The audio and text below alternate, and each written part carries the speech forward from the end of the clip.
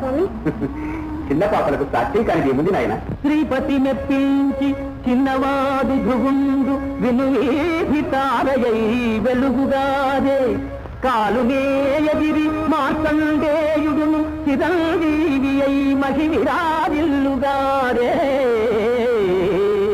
శ్రీహరి చూపించి చిన్న ప్రహ్లాదుడు భక్తాగ్రగణ్యత బడయలేదే పలుకు పట్టింపుతో బాలురు లవకుశులు శ్రీరామునే ఎదిరింపలేదే.